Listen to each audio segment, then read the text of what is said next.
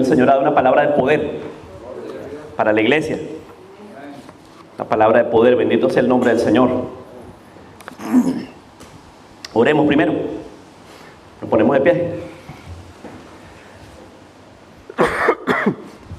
Amado Jesús, Padre, gracias. Porque tú has sido bueno con nosotros. Gracias por tu amor, por tu misericordia. Gracias, mi Señor, por morir por nosotros. Gracias, Señor, porque tú venciste a la muerte y resucitaste, Señor, al tercer día. Amado Jesús, en esta hora ponemos este culto en tus manos, ponemos esta palabra, Señor, en tus manos. Que sea usted, amado Señor, hablando por mi boca. Que sea una palabra, mi Señor, para glorificar su santo nombre y para edificar a la iglesia de Cristo. Estos hermanos aquí reunidos esta tarde de hoy. Reconocemos que Cristo Jesús es nuestro Dios, es nuestro Rey, nuestro Salvador. Reconocemos que la sangre de Cristo tiene poder. Reconocemos que hay libertad en el Espíritu de Dios. Donde el Espíritu de Dios está, hay libertad. Tu iglesia dice amén y amén. Bueno, esta palabra se llama yo ya no habito en prisiones. Yo ya no habito en prisiones, se llama esta palabra.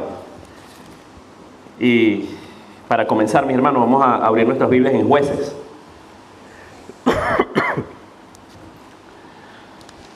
Libro de los Jueces, vamos a leer el capítulo 6, versículo 11.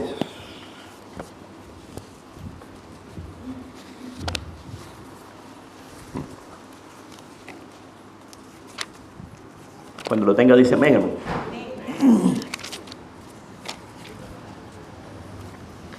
Jueces 6, versículo 11, la palabra de Dios dice: y vino el ángel de Jehová y se sentó debajo de la encina que está en Ofra, la cual era de Joás Abieserita, y su hijo Gedeón estaba sacudiendo el trigo en el lagar para esconderlo de los madianitas. Dice la palabra del Señor, dice: vino el ángel de Jehová, se sentó debajo de la encina que está en Ofra, la cual era de Joás Abieserita, y su hijo Gedeón estaba sacudiendo el trigo en el lagar para esconderlo de los madianitas. Hermano, y este versículo que acabamos de leer nos muestra cómo en ese instante, en ese momento, el pueblo de Israel estaba completamente sometido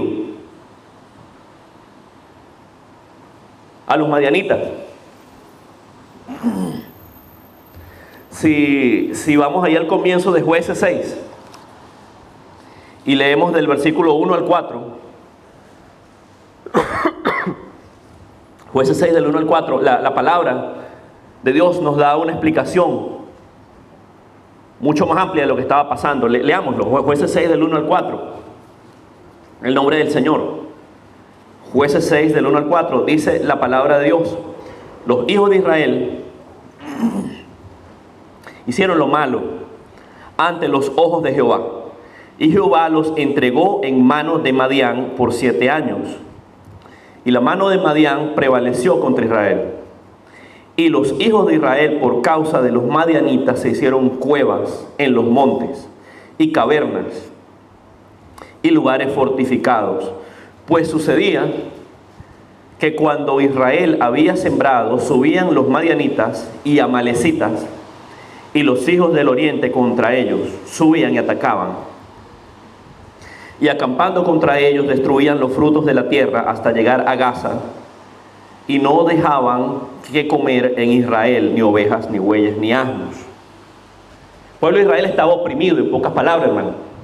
Estaba oprimida como leíamos allí, por los madianitas y los amalecitas. Eran dos razas, dos pueblos enemigos del pueblo de Israel.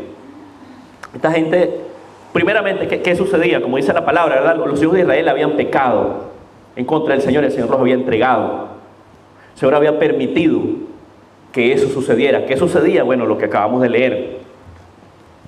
Llegaban estos grupos, estas razas, esta gente, y le hacía un tremendo daño a Israel. Sembraban y acababan con todo eso, quemaban las cosechas, mataban los animales. Prácticamente, como dice la palabra, los dejaban sin nada que comer. Y entonces en ese contexto, en esa situación, es que el ángel de Jehová es Cristo Jesús en el Antiguo Testamento, ¿verdad? Se le aparece a Gedeón. Gedeón era un hombre de Dios, y Gedeón había sido elegido por Dios para liberar al pueblo de Israel. Y se le aparece el ángel de Jehová a Gedeón, y cómo lo encuentra, una situación bien triste, bien precaria. Lo encuentra sacudiendo el trigo para esconderlo de los madianitas. Imagínense ese cuadro, hermano. La situación era tan terrible que ellos lo que lograban sembrar, lo tenían que esconder. Dice la palabra allí, recuerdan lo que leímos, que habían construido cuevas y lugares fortificados. Dice ahí la palabra, habían hecho escondites, en pocas palabras, para esconder su alimento, porque si no venía Madián, venían los amalecitas y se lo quitaban, lo destruían, lo quemaban.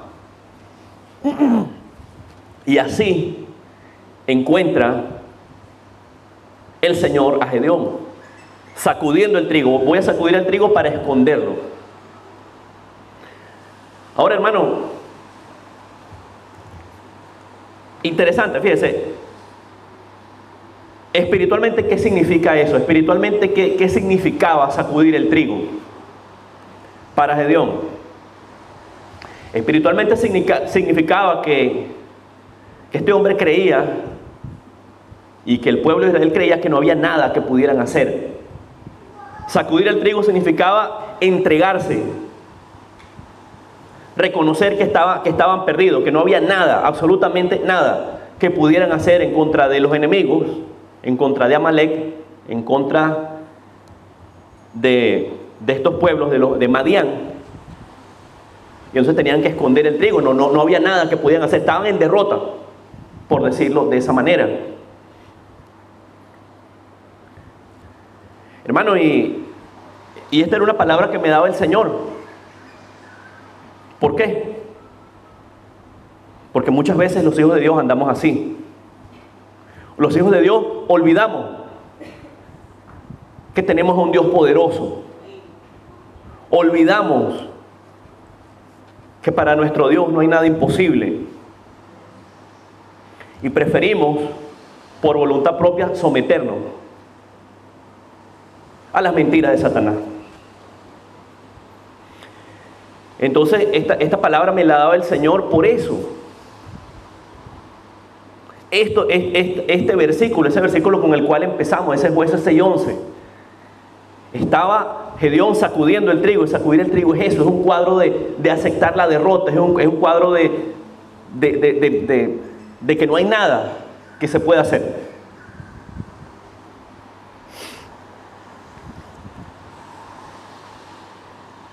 Y como les decía antes, eso tristemente el Hijo de Dios lo cree muchas veces.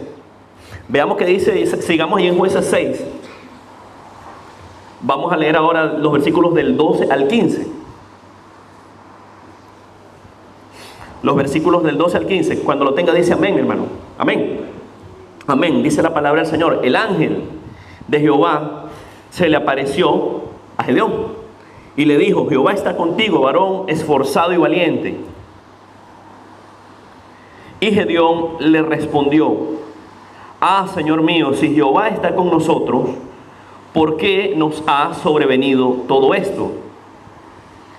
¿Y dónde están todas sus maravillas que nuestros padres nos han contado, diciendo: ¿no nos sacó Jehová de Egipto? Y ahora Jehová nos ha desamparado y nos ha entregado en manos de los madianitas.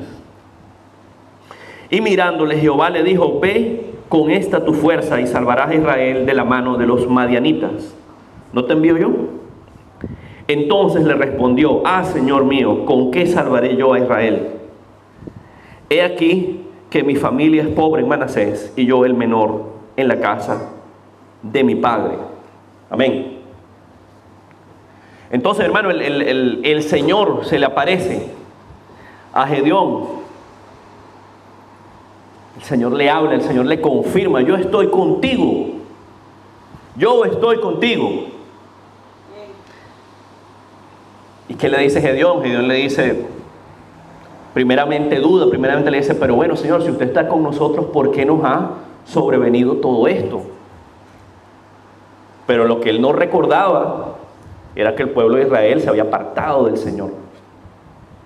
El pueblo de Israel se había apartado del Señor. Al comienzo lo leíamos.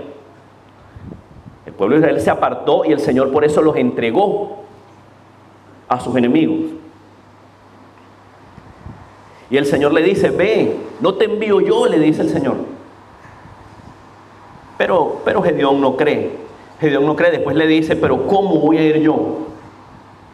¿Cómo voy a ir yo si yo soy pobre de la tribu de Manasés, soy el menor de la casa de mi padre? Él pensaba: no, yo no puedo, yo no tengo lo que hace falta, yo no puedo hacerlo. Hermano, y así a veces somos nosotros iguales, dudamos. El Señor nos ha dado todo, el Señor nos ha dado su palabra, el Señor nos respalda, pero no le creemos al Señor. No le creemos al Señor, hermano. Y aquí les cuento un poco mi propio testimonio, mi propia experiencia. Hermano, todos tenemos luchas de una u otra clase. Todos estamos luchando con algo. Hermano, yo he luchado con los malos pensamientos. Y la naturaleza de esas luchas a veces es que es algo repetitivo, es que es algo que vuelve a pasar y vuelve a pasar, y por un momento uno cree que bueno, que ya no va a volver a suceder, pero esos pensamientos vuelven. Hermano, y le digo, eran pensamientos realmente feos, eran pensamientos realmente desagradables, pensamientos que me llegaron hasta atormentar en algún momento. Y contra mi esposa, contra mis hijos, contra los hermanos. Una cosa fea, hermano. Desagradable, mala. Y sintiéndome así, hermano, el Señor me dio esta palabra. El Señor primero me traía a la mente ese versículo de Jueces 6:11. Porque de alguna manera yo sentía que ya no había nada que se pudiera hacer. Porque a veces oraba con algunos hermanos y yo sentía que había pasado algo en mi corazón, pero por un tiempo volvían y volvían esos pensamientos a mi mente una y otra vez, una y otra vez. Y yo estaba cansado ya, hermano.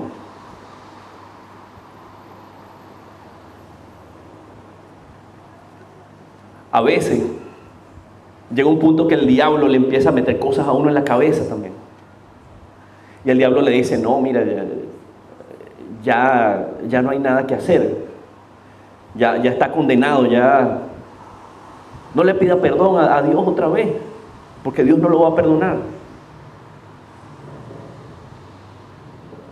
Dios te va a castigar, Dios es malo. Y mentiras así por el estilo, cosas basura que el diablo le mete a uno en la cabeza, y uno puede llegar a creérsela. Y cuando uno se da cuenta, hermano, cómo está completamente en derrota, alejado del Señor. Entonces el Señor me dio esta palabra de libertad. Una palabra de libertad, y yo la quiero compartir con ustedes hoy. El Señor me vino a traer a mi mente una serie de versículos donde el Señor nos demuestra que los hijos de Dios somos libres. Los hijos de Dios somos libres, hermano. Somos libres para servir a Dios. No libres para uno hacer lo que le dé la gana en la calle, no. Libres para servir a Cristo Jesús. Entonces, comencemos. Hay poder en el nombre de Jesús. Hay poder en la palabra de Dios. Amén. Romanos 6. Vamos a leer Romanos 6. Del 16 al 18. Romanos 6 del 16 al 18, ¿lo tenemos? Amén. Dice la palabra del Señor: ¿no sabéis que si os sometéis a alguien como esclavos para obedecerle, soy esclavo de aquel a quien obedecéis, sea del pecado para muerte o sea de la obediencia para justicia?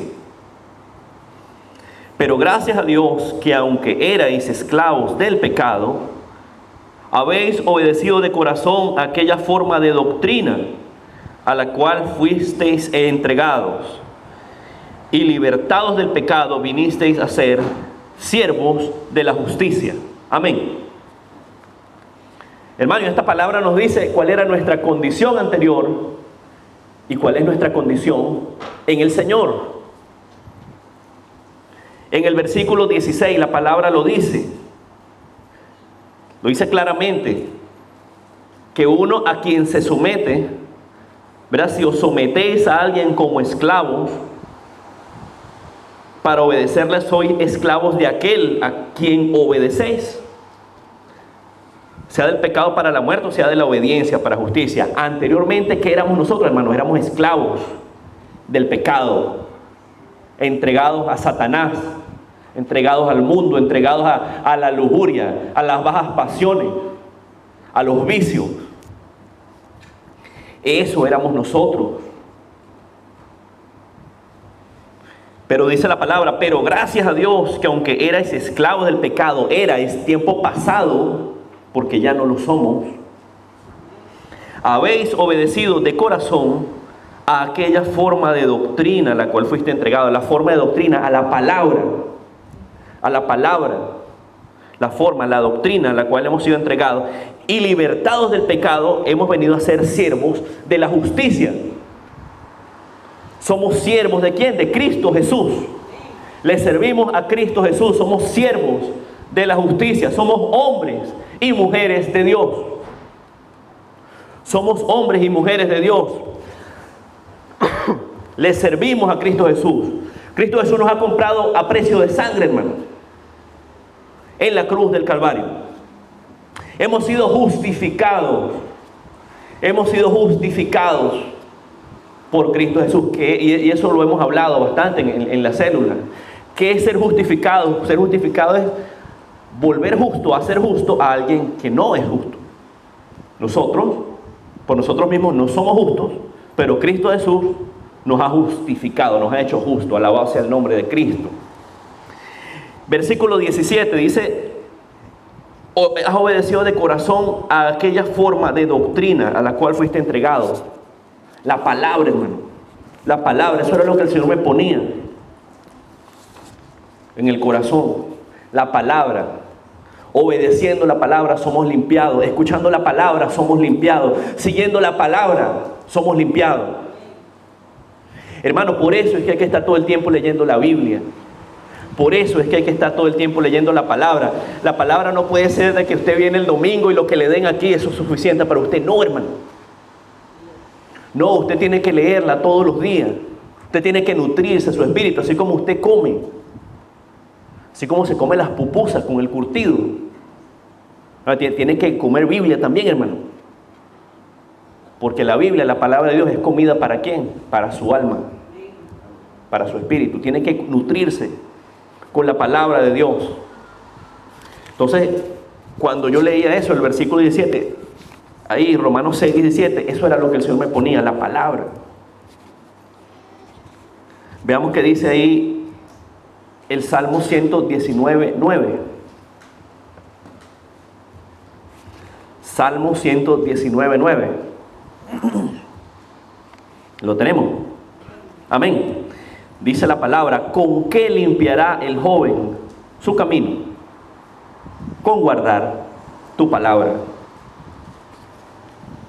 Ahí la palabra dice el joven, eso aplica para todos los cristianos, no para el joven, también para el viejo, para todos. ¿Con qué limpiará el joven su camino? Con guardar su palabra. ¿Cómo usted va a andar en santidad? ¿Cómo va a andar limpio? Guardando la palabra del Señor. Amén. Seguimos, Salmo 119, también. Ahora bajamos un poco allí a versículos 15 y 16.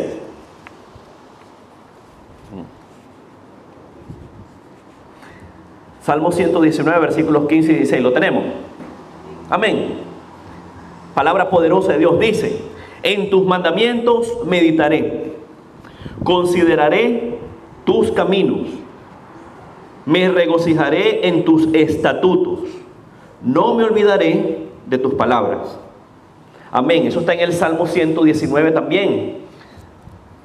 Dice el salmista: en tus mandamientos meditaré. ¿Qué significa eso?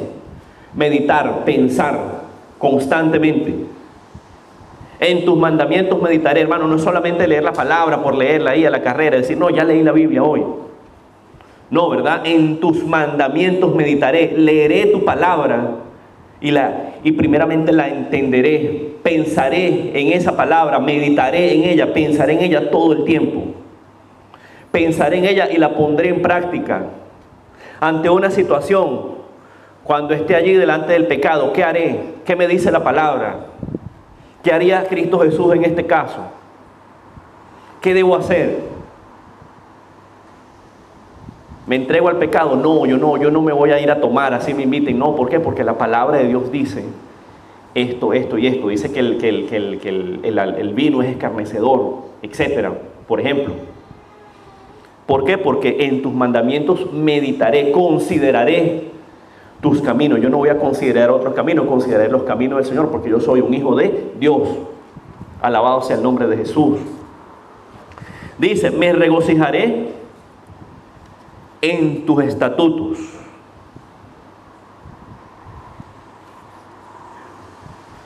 Hermano, tiene que llegar un momento, un convencimiento interno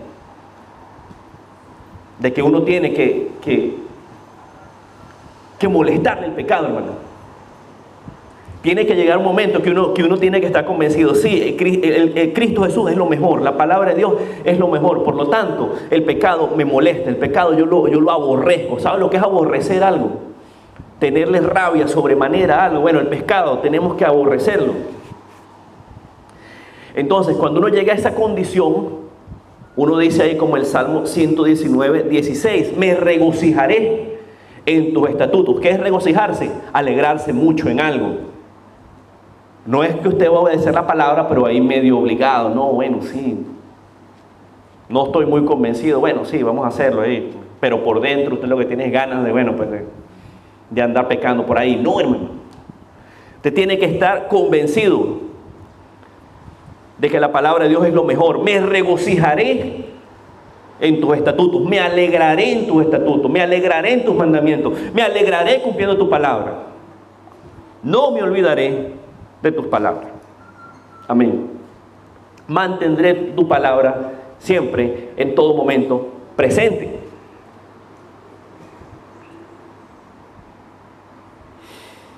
Hermano, y seguimos hablando de la palabra. Interesante, fíjese. Preparando esta predicación también ve un poco ahí en Jueces, pero ahora Jueces 8, perdón, Jueces 2. Jueces 2, versículos del 8 al 11.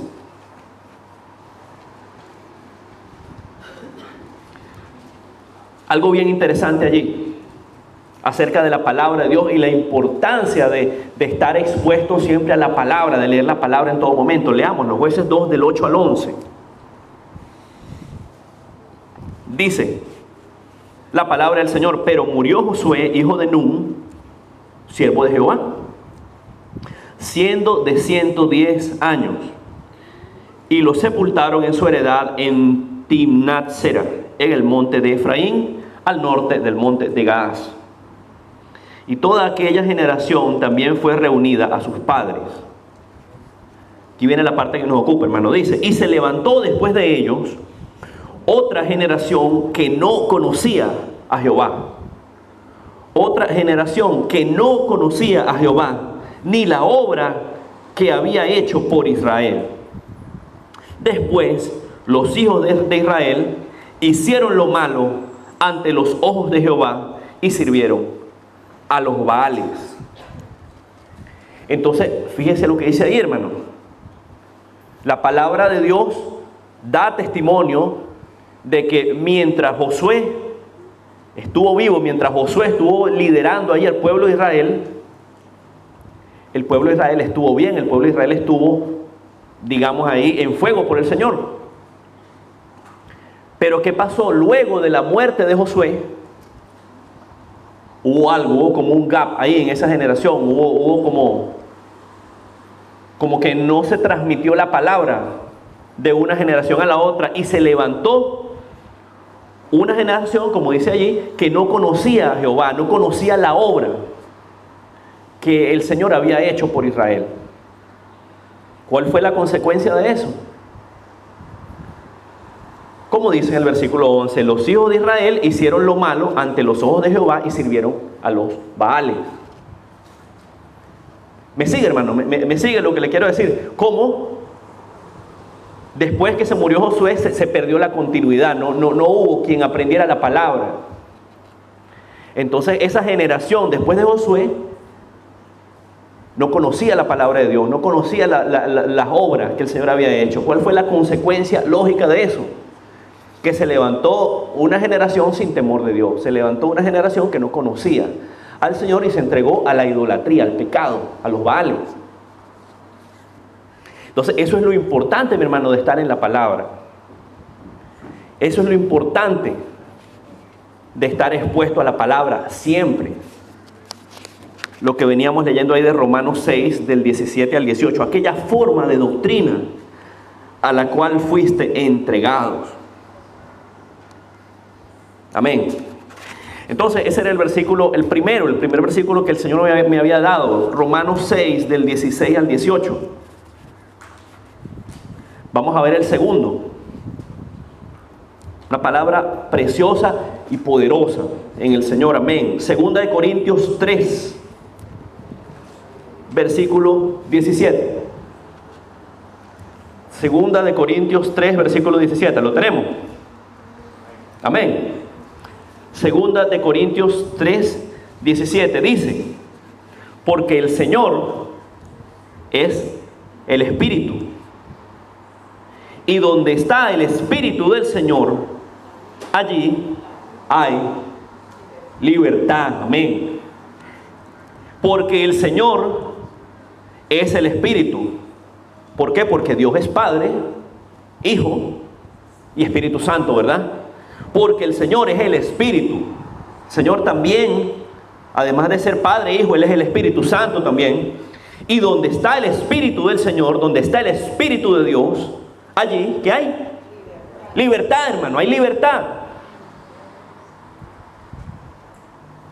Ahora yo le pregunto algo, hermano, ¿el Espíritu Santo mora en nosotros? ¿Sí o no?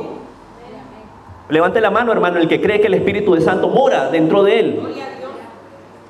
Amén, ¿verdad que mora? ¿Verdad que sí? Entonces la palabra lo dice claramente: donde está el Espíritu del Señor, allí hay libertad. Por lo tanto, en cada uno de nosotros hay libertad. Amén. Por lo tanto, en cada uno de nosotros hay libertad. Hermano, le digo algo, hermano, y siéntase feliz por lo que yo le voy a decir. Hermano, en el Antiguo Testamento, el Espíritu Santo por momentos venía sobre uno de sus hijos, venía con poder sobre él y lo usaba, pero el Espíritu Santo se iba después, no estaba siempre. Recuerda, por ejemplo, por ponerle un caso, el caso de Sansón. Dice la palabra, y vino el Espíritu de Dios sobre Sansón, y Sansón hizo aquí, hizo allá, y derrotó a miles con su fuerza. Todo eso. ¿Por qué? Porque el Espíritu Santo se posó en él. Por momento.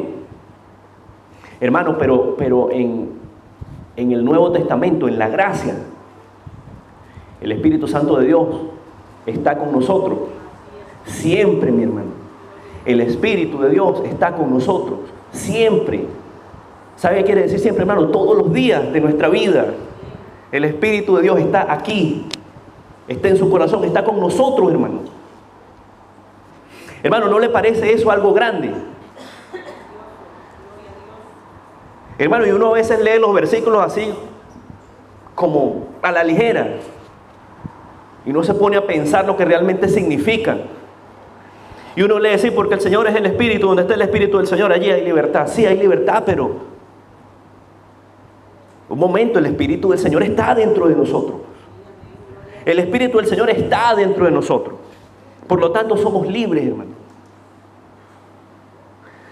Veamos lo que dice Juan 14. Juan 14, versículos 16 y 17. ¿Lo tenemos? Amén. Juan 14, 16 y 17. El que habla es nuestro Señor, Cristo Jesús. Dice, está hablando con sus discípulos: yo rogaré al Padre y os daré otro consolador para que esté con vosotros para siempre. El Espíritu de verdad, el cual el mundo no puede recibir porque no le ve ni le conoce. Pero vosotros le conocéis, porque mora con vosotros y estará con vosotros. Bendito sea el nombre de Jesús. Cristo Jesús lo dice, yo rogaré al Padre y Él os dará otro consolador. ¿Quién es el consolador? El Espíritu Santo. Para que esté con vosotros, ¿cuándo? ¿Qué dice? Para siempre, mi hermano. Bendito sea el Señor, para siempre. El Espíritu de verdad, dice, el cual el mundo no puede recibir. El que no tiene a Jesucristo en su corazón, lamentablemente, no puede recibir al Espíritu Santo de Dios. No le ven, no le conocen.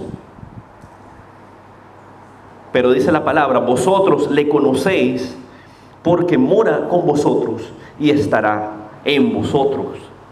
Esa fue una palabra para los apóstoles y esa es una palabra para la iglesia de Cristo hoy día.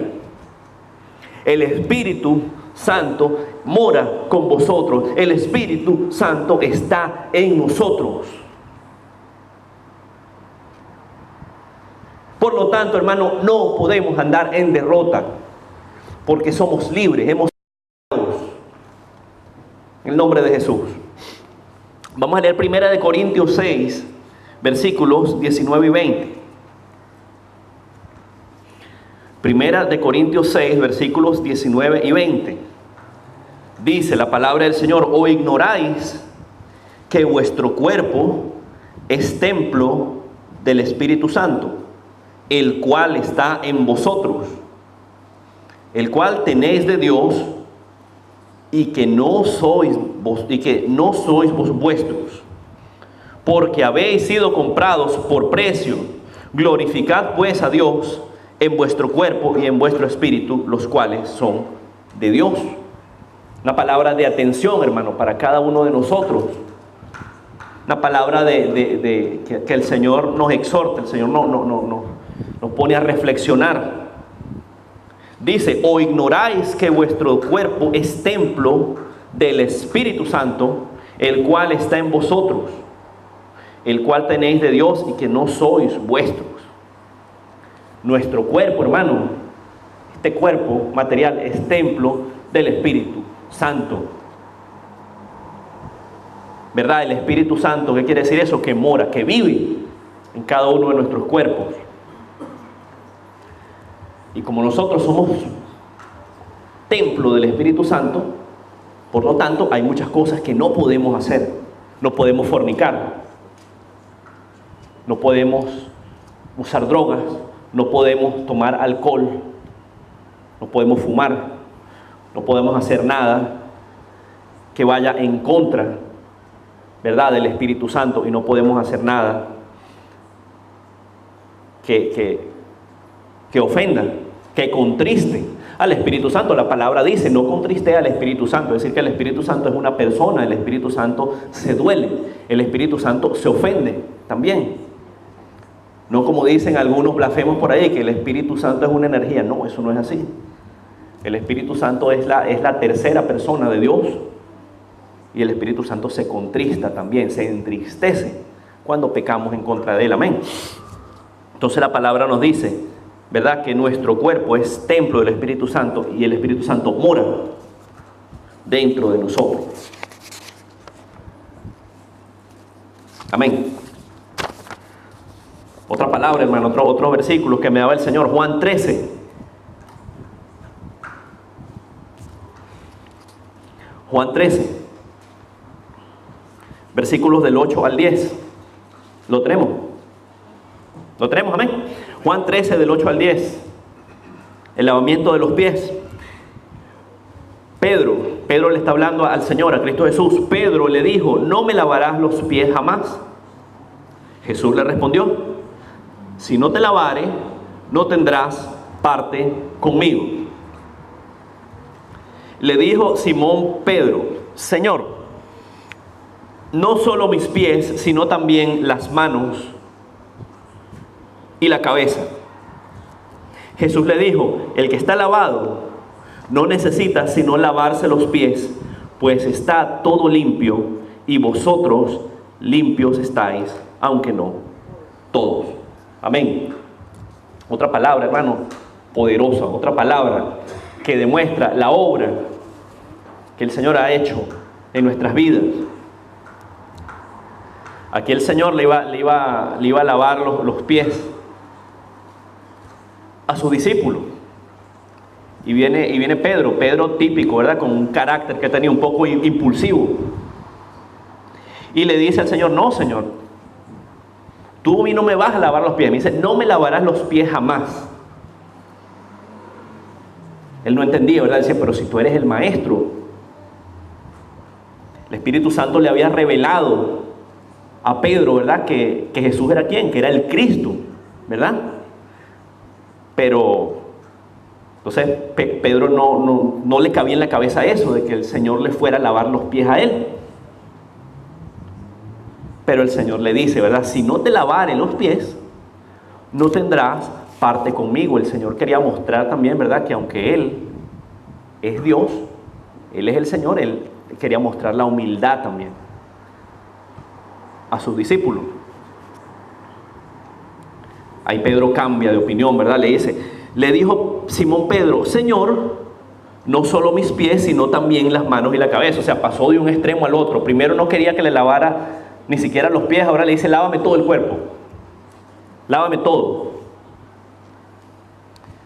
Pero y el Señor le dice, entonces esa es la palabra que nos ocupa, hermano, escuche, dice, Jesús le dijo: el que está lavado no necesita sino lavarse los pies, pues está todo limpio, y vosotros limpios estáis.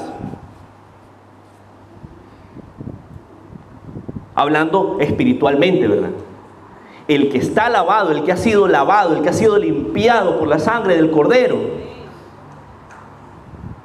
no necesita sino lavarse los pies. ¿Por qué los pies? Porque en esa época, recuerden, hermanos, que la gente andaba en sandalia, ¿verdad? No tenía calzado cerrado, se le ensuciaban los pies, los metía en el charco, se le llenaban de polvo, en fin. Entonces, ¿por qué necesitaba lavarse los pies? Porque los tenía sucios del polvo, del barro, ¿verdad? Pero el Señor lo dice muy claro: el que está lavado no necesita sino lavarse los pies, pues está todo limpio, y vosotros limpios estáis. La palabra de Dios nos limpia, la palabra de Dios nos ha limpiado, la sangre del Cordero nos ha limpiado. Somos limpios, hermano.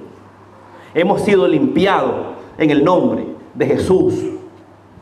Hemos sido limpiados en el nombre de Jesús. Otra palabra, hermano. Otro versículo que me da el Señor, Juan 8.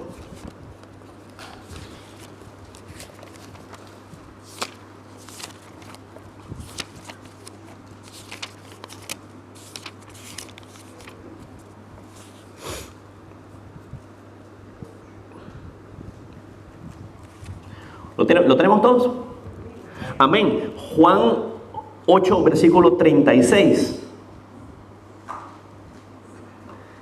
Juan 8, 36 dice: así que si el Hijo os libertare, seréis verdaderamente libres. Si el Hijo os libertare, ¿cómo seréis? Seréis verdaderamente libres. Un versículo muy bonito, hermano. Si el Hijo os libertare, seréis verdaderamente libres. ¿Cuál era el contexto en ese caso? Allí en el versículo 31, ahí en Juan 8, el Señor le decía a los judíos, dice entonces Jesús a los judíos que habían creído en Él: si vosotros permaneciereis en mi palabra, seréis verdaderamente mis discípulos y conoceréis la verdad, y la verdad os hará libre. Algo importante, hermano, que también hay que recordar. Es verdad, somos libres, hemos sido lavados por el Señor, pero el Señor dice algo bien importante. Dice: si vosotros permanecéis en mi palabra. Hay que permanecer en la palabra. Eso no fue que yo acepté al Señor hace 25 años y me fui al mundo y todavía soy salvo, siempre salvo. No, hermano. Esa es una mentira del diablo, una doctrina de demonios. Salvo, siempre salvo, es una mentira de Satanás. La salvación se pierde, hermano. La salvación se pierde. Entonces, dice la palabra allí en Juan 8:31: si vosotros permanecéis en mi palabra, seréis verdaderamente mis discípulos, conoceréis la verdad y la verdad os hará libres. Amén. Entonces fíjense lo que le responden. Los judíos le dicen: linaje de Abraham somos y jamás hemos sido esclavos de nadie. ¿Cómo dices tú, seréis libres? Ellos no entendían. Ellos estaban poniendo su fe en otras cosas. Ellos estaban poniendo su fe en ¿cuál es la palabra? En la genealogía, en la raza, en la descendencia. No, nosotros somos descendientes de Abraham. Nosotros somos libres, nunca hemos sido esclavos de nadie. Pero en el versículo 34 el Señor les dice: de cierto os digo que todo aquel que hace pecado, esclavo es del pecado. Y el esclavo no queda en la casa para siempre, el hijo sí queda para siempre. Y entonces aquí viene esa palabra poderosa de Dios. Así que si el Hijo os libertare, seréis verdaderamente libres. ¿Hemos sido libertados por el Hijo? Amén, sí, ¿verdad?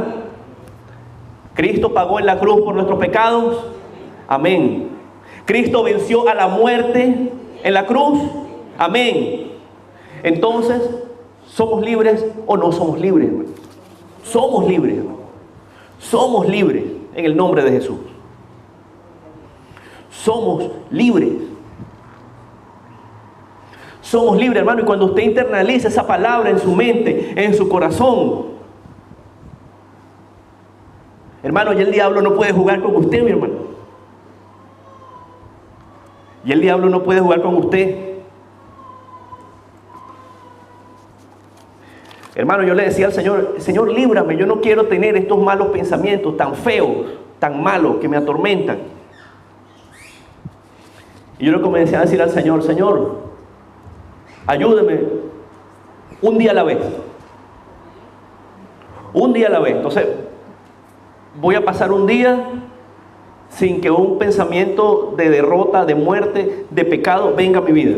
En el nombre de Jesús. Un día. Se cumplió el día. Gloria a Dios. Hermano, yo le decía al Señor: Padre, regálame otro día. Segundo día. Gloria a Dios. Viene un pensamiento, repréndalo. Un pensamiento de destrucción, de muerte, reprendo en el nombre de Jesús. Sigo adelante. 2 días. 3 días, 4 días, 5 días, y así, hermano, poco a poco, un día a la vez, de la mano del Señor. De la mano del Señor, mi hermano. ¿Por qué? Porque somos libres. En el nombre de Jesús. Hermano, el Hijo de Dios no tiene que estar en prisiones espirituales de ningún tipo. No tiene que estar en prisiones espirituales de alcohol, de gambling, de juego, de azar. No, hermano. De pornografía. No, hermano. El Señor ha hecho la obra. Hermano, si el Señor nos ha quitado las cadenas, ¿cómo uno va a volver a ponerse las cadenas otra vez, hermano? El Señor nos ha hecho libres. ¿Cómo usted va a venir otra vez y que el diablo le ponga un grillo en la pierna y le ate las manos? No, hermano. Hemos sido libres. Hemos sido libres. Lo leímos. Si permanecemos en su palabra, somos libres. Si permanecemos en su palabra, somos libres. Hermano, y comenzamos todo esto leyendo, ¿verdad? Jueces 6:11, la historia de Gedeón. Bueno, y llegó un momento que, retomando esa parte de Gedeón, ¿verdad? Que Gedeón le creyó a Dios. Recuerdan que leímos Jueces 6 y Gedeón decía, no, yo no puedo hacerlo, Señor, yo soy de la tribu de Manasés y soy el menor de mi padre, yo no puedo.